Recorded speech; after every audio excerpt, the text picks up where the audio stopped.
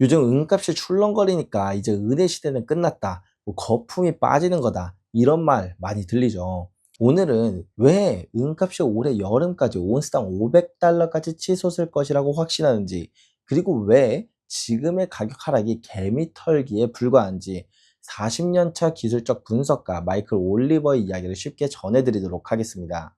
최근 은값이 하루 만에 30% 가까이 빠지는 걸 보면서 많은 투자자들이 공포를 느꼈을 겁니다.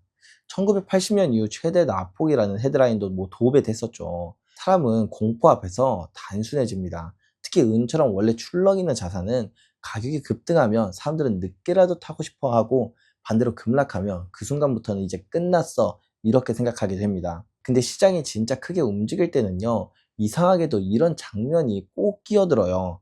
엄청나게 막 빠르게 올라간다. 사람들이 막 다 흥분한다. 그리고 갑자기 가격을 한번 후려친다. 그럼 사람들이 입에서 끝났다라는 말이 쏟아진다. 근데 그 다음에 정말 이상한 일이 벌어지는데 더 크게 간다. 더 멀리 간다. 이걸 한 문장으로 정리하면 이렇게 볼 수 있죠. 아주 큰 상승장은 중간에 사람들을 꼭 한 번씩 떨궈내고 간다. 왜 그럴까요? 사람이 너무 빨리 몰리면 시장이 무거워져요. 그래서 한번 흔들어서 약한 손을 털어내고 의심을 심어놓고 그 다음에야 진짜 큰 흐름이 나올 때가 많습니다.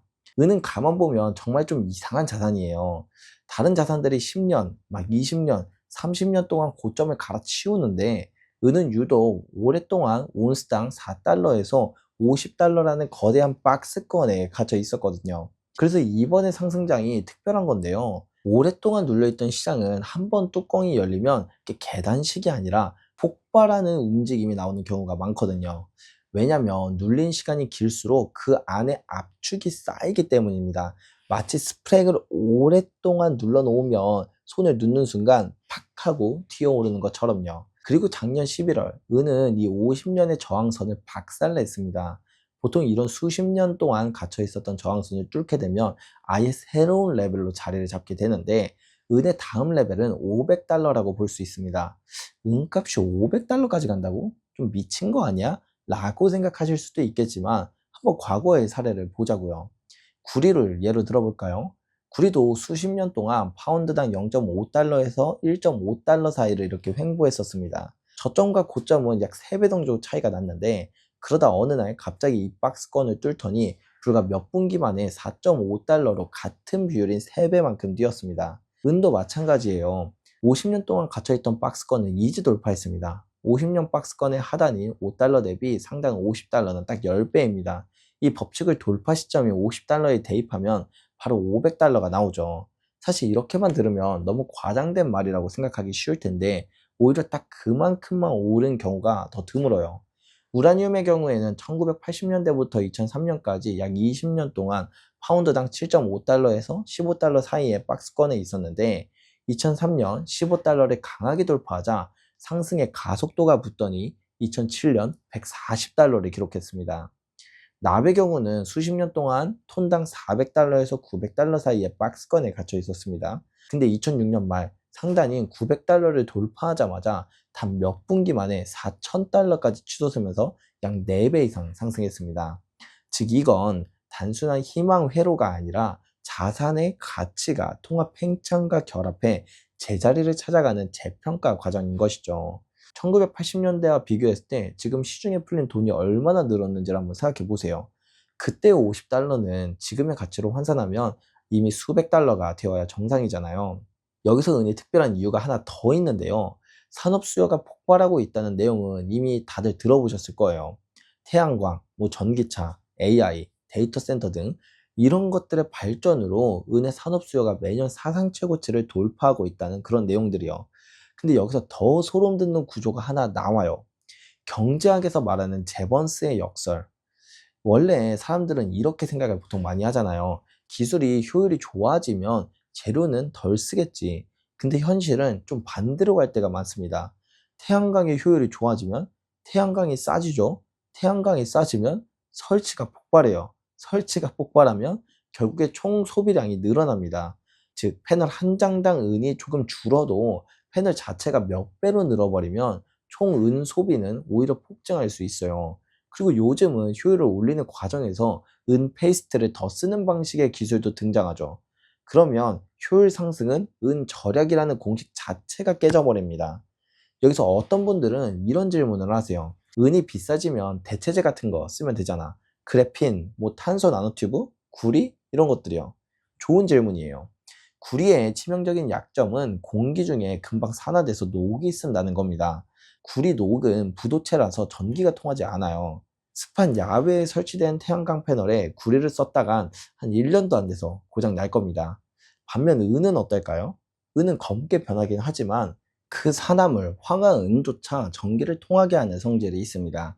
즉, 은은 어떤 가혹한 환경에서도 기기를 끝까지 작동시키는 소재입니다. 생명과 직접 직결된 의료 장비나 수억 달러짜리 미사일에 은이 들어가는 이유가 바로 이 독보적인 화학적 안정성 때문입니다. 그래서 신소재인 그래핀과 탄소 나노 튜브에 대한 얘기가 많은데요. 먼저 그래핀은 매우 얇은 종이 같은 재료라고 보시면 되는데, 기본적으로 전기도 잘 통하고 열도 잘 퍼뜨리고 강도도 좋다고 하죠.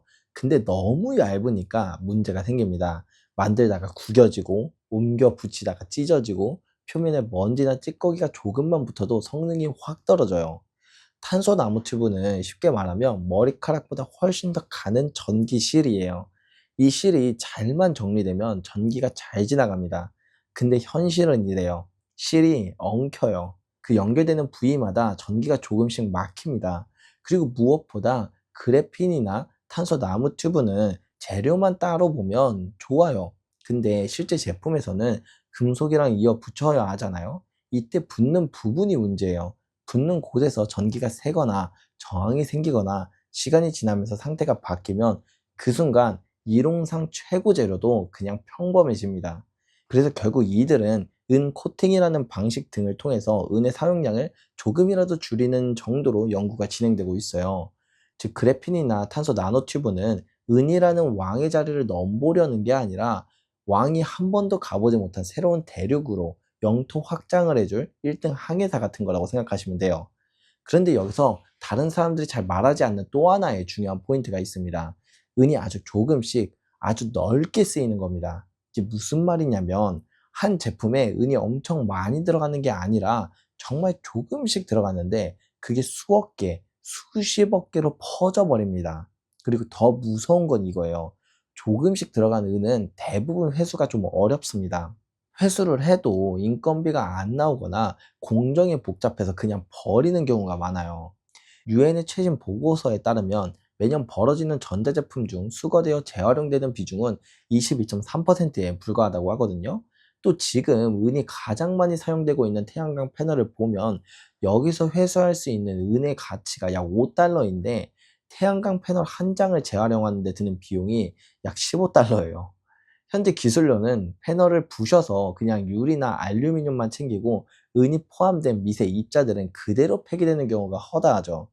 2035년까지 태양광 은 회수율은 5%에서 10%를 넘기기 힘들 것이라는 전망이 지배적이에요. 즉 수요는 넓고 회수는 어렵고 공급은 생각처럼 빨리 늘지 않습니다. 더 나아가 세상에서 은이 계속 사라지고 있다는 거예요. 이 구조는 은이 가격이 오를 때라는 말도 맞지만 더 정확한 거는 가격이 오를 수밖에 없는 구조에 더 가깝습니다. 자, 이제 오늘 내용을 한번 정리해 보겠습니다. 처음에 말씀드렸던 스프링 비유 기억나시죠? 스프링은 튀기 전에 꼭 한번 이렇게 눌립니다. 그 마지막 눌림이 가장 무섭고 그래서 사람들은 그때 포기합니다. 지금 당장 화면에 찍히는 마이너스 수익률, 하루하루 들려오는 자극적인 하락 뉴스에 일희일비하지 않으셔도 좋을 것 같아요. 수요는 폭발하고 기술은 은을 더 원하는데 세상에서 은은 매년 조금씩 사라지고 있습니다. 그런데 가격은 수십 년간 갇혀있던 그 박스권을 이제 막 돌파한 수준이에요. 오늘 전해드린 내용이 여러분의 불안감을 확신으로 바꾸는데 조금이나마 도움이 되었기를 바랍니다. 통화 시스템의 변곡점에서 여러분들과 함께 고민하고 함께 나아갈 저는 양벨이었습니다.